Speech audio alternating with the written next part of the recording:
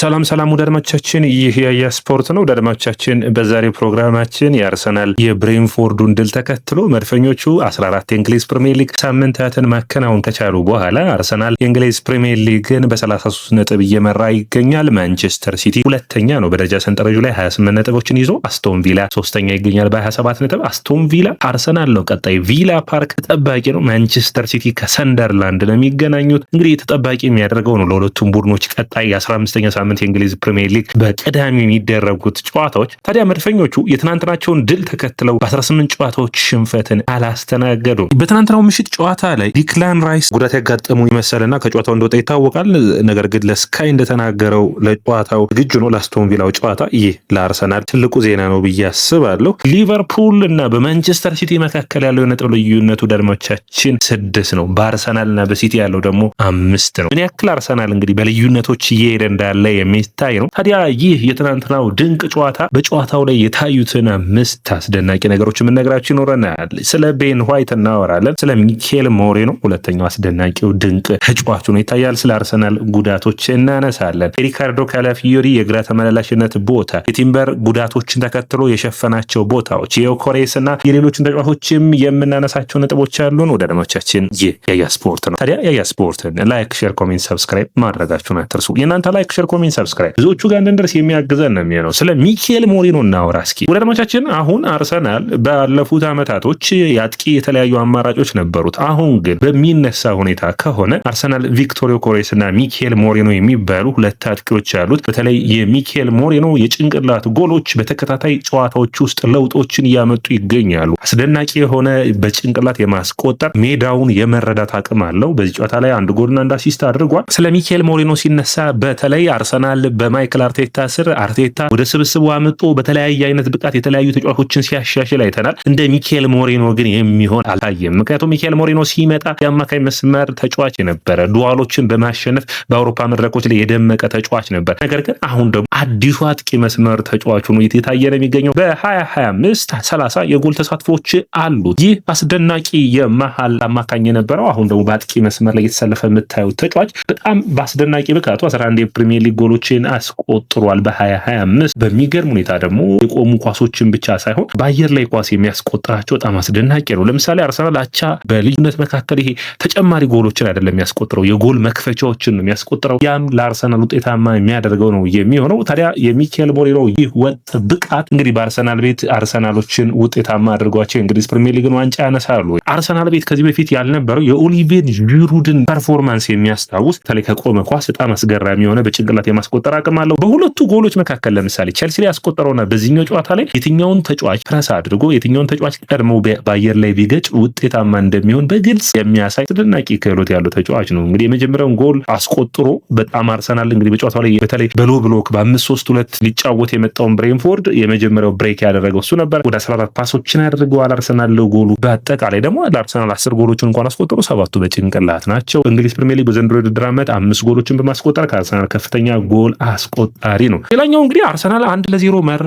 የዴቪድ ራያ ያንን ኳስ ማስቀረት ይጠበቅበት ነበር። ስለ ራያ በኮንትራት ጉዳይ በተለያዩ ሁኔታዎች ብዙ ጊዜ አርሰናል ዴቪድ ራያ አስደናቂ የግብ ጠባቂ ነው። አርሰናሎች ማይክል አርቴታ ይህንን ተጫዋች ወደ አርሰናል ከመጣበት ጊዜ አንስቶ ለማስፈረም ብዙ ጊዜ ሙከራዎችን ያደርጓል። ነገር ግን በጊዜው ያገኙትን አማራጭ አንደኛው አሮን ራምስዴል ነበር። በአሮን ራምስዴል ላይ የነበራቸውን እምነት በመተው ዴቪድ ራያን አመጡ። ራያ አስደናቂ ብቃት ነው። በ14 ጨዋታ 8 ጨዋታ ላይ ጎል አልተቆጠረበትም። አርሰናል በእንግሊዝ ፕሪሚየር ሊግ 7 ጎሎች ብቻ የተቆጠረበት ቡድን ነው። በአጠቃላይ ይህንን ስብስብ በጣም ያጠናክረ የሚገኘው አንዱ ዴቪድ ራያ ነው። ያንን ኳስ ያዳነበት መንገድ በጣም አስደማሚ ነበር። እንግዲህ አርሰናል በኤምሬትስ በ4 ተከታታይ ጨዋታዎች ድል ሲያገኝ አንዱ የዴቪድ ራያ አስደናቂ ግብ ጠባቂነት ነው ማለት የሚቻል ነው የሚሆነው። እንግዲህ ይህ ስብስብ ውስጥ የተከላካይ መስመሩ እና የግብ ጠባቂው መዋሃድ በጣም አስፈላጊ ነው እና አርሰናል ያለ ሳሊባ፣ ያለ ገብርኤል ማጋሊስ፣ ያለ ቲምበር ነበር በዚህ ጨዋታ የተሰለፈው። ነገር ግን የተከላካይ መስመሩ ቅርጹን እንደጠበቀ እንደነበር በግልጽ የሚታይ ነበር። ታዲያ ይህንን ውጤታማነት ማስቀጠል ያስፈልጋል። ዴቪድ ራያ ግን በጣም አስደናቂ ክህሎት ያለው ግብ ጠባቂ ሆኖ መነሳት የሚጠበቅበት ነው። እንግዲህ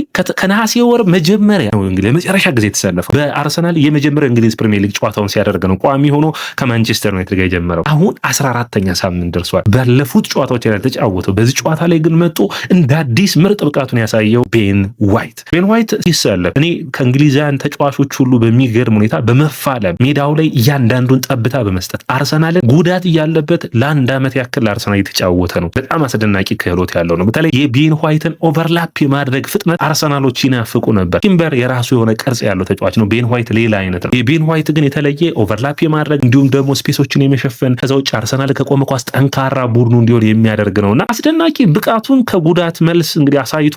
በጣም ወጥ ብቃት ነው ያሳየው። ሙሉ 90 ደቂቃ የተጫወተ የጨዋታው ኮከብ ነበር። ለመጀመሪያው ለሚካኤል ሞሬኖ ጎል አሲስት አድርጓል። ከቡካዮ ሳካና ከኦዴጋርድ ጋር የፈጠሩት ጥምረት ከማዱዌኬ ጋር በተለይ በመጀመሪያው አጋማሽ ማዱዌኬ የሚያደርጋቸውን ድሪብሎች በሚገባ ተዋህደው ሲጫወቱ ይታያል። ማዱዌኬ ለአርቴታ ጥሩ ፈተናን ሰጥቶታል። በማዱዌኬና በሳካ መካከል ያፈራረቀ አርሰናል እንዲጫወት አድርጎታል። ያ ውጤታማ እንዲሆኑ አድርጓቸዋል። አቅማቸው እንዲጎለበት በአስቶን ቪላው ጨዋታ ለምሳሌ ሳካ ቢሰለፍ ወይም ማዱዌኬ አሁንም መጠኖችን የፐርፎርማንሶችን እያዋዱ አርሰናሎች እንዲቀጥሉ የሚያደርግ ነው። የኳሊቲ የስኳድ ኳሊቲ ጥራቶችን በዚህ ስብስብ ውስጥ ያላችሁ እዚህ ጋር አብሮ መነሳት የሚጠበቅበት ግን በኔ እይታ አንድሬ በርታ ነው። በርታ የአርሰናል የጉዳት ችግር እንዳለበት ሆኖ ጉዳቶችን በሚገባ የሚቋቋም ቡድንን ሰርቷል። ወዳጆቻችን በዝውውር እኮ ማንም ቡድን ብዙ ተጫዋቾችን ያስፈርማል። ብዙ ቡድኖችም የተሻሉ ተጫዋቾችን ያስፈርማሉ። ማንቸስተር ሲቲ፣ ሊቨርፑል ብዙዎቹን ቡድኖች መጥራት ትችላላችሁ። በዚህ የዝውውር መስኮት ብዙ ተጫዋቾችን ያስፈርሙ። ነገር ግን እንደ አርሰናል ሎተሪ ወጥቶላቸዋል። ኤብሬቼዜ፣ ዮኮሬስ እነዚህ ሁሉ ደካማ የምትሏቸው ፐርፎርማንስ ላይ አይደሉም አይደለ? ዙቢሜንዲን ማየት ትችላላችሁ። የአርሰናል ለውጥ እስከሚመድር ሞስኬራ፣ ሂንካፔ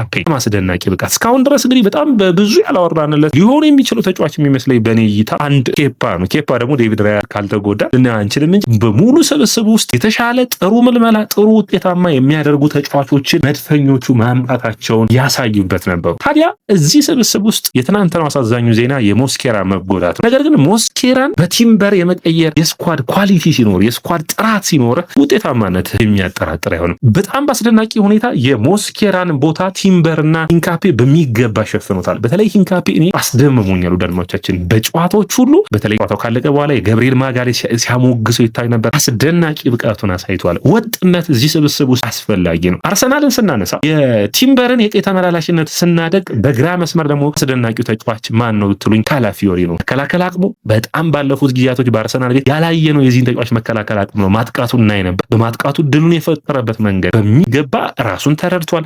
ያጫወት ቅርጹን ተረድቷል። አርሰናል እንዴት እንደሚጫወት እንዴት ፐርፎርም ማድረግ እንዳለበት የገባው ይመስለኛል። ካላፊዮሪ አሁን የአርሰናል የሚፈለገው አስደናቂው ተጫዋች ነው። ታዲያ ይህ ጥሩ ዜና ነው ብዬ አስባለሁ። ላይ እንደ ስብስብ አርሰናሎች አቅማቸውን በሚገባ ማውጣት የሚችል ስብስብን ገንብተዋል። ይህንን የእንግሊዝ ፕሪሚየር ሊግ ለማሸነፍ የሚያስችል ጥሩ ቡድን እንዳላቸው ያሳዩበት ነበር። ታዲያ አርሰናል ከፊታቸው አስቶን ቪላ ቪላ ፓርክ ላይ፣ ክለብ ብሩዥን ከሜዳቸው ውጭ፣ ወልብስን በሜዳቸው እንግዲህ በወራት ታህሳስ የሚያደርጉት ነው የሚሆነው። ከዛ ኤቨርተንን እንግዲህ በሚገርም ሁኔታ ከሜዳቸው ውጭ የሚገጥሙ ይሆናል። ፓላስን በካራባው ካፕ፣ ብራይተንን በሜዳቸው፣ ቪላን በሜዳቸው ያገኛሉ። ስለዚህ እነዚህን የፕሪሚየር ሊግ ጨዋታዎች ላይ በተለይ አስቶን ቪላን የኤቨርተንን ከሜዳ ውጭ እንዲሁም ደግሞ በሜዳቸው ብራይተንና ቪላን መልሰው የሚደቅሙ እነዚህን ጨዋታዎች ማሸነፍ የሚችሉ ከሆነ በወር አጥር የተጎዱ ተጫዋቾች ስለሚመለሱ የተሻለ አርሰናል እናያለን። በወር አጥር ደግሞ በጣም በጥሩ በርንማውዝ፣ ሊቨርፑል፣ ኖቲንጋም፣ ኢንተር ሚላን የሚገጥሙባቸው የማንቸስተር ዩናይትድ ካሪያትና ሊድስን ይገጥማሉ። ስለዚህ ስብስቡ አሁን ውጤታማነቱን የሚያሳይበት ጊዜ በሚገባ እየመጣ ነው። የዮሬስ ከጉዳት ሙሉ በሙሉ በሚያገግምበት ሁኔታ በሙሉ ፊትነሱ ሲገኝ ውጤታማነቱን አርሰናል የሚመጣ ይሆናል። የዲክላን ራይስ ጉዳት ነው ትንሽ አሳሳቢ ሆኖ የሚነሳው። ነገር ግን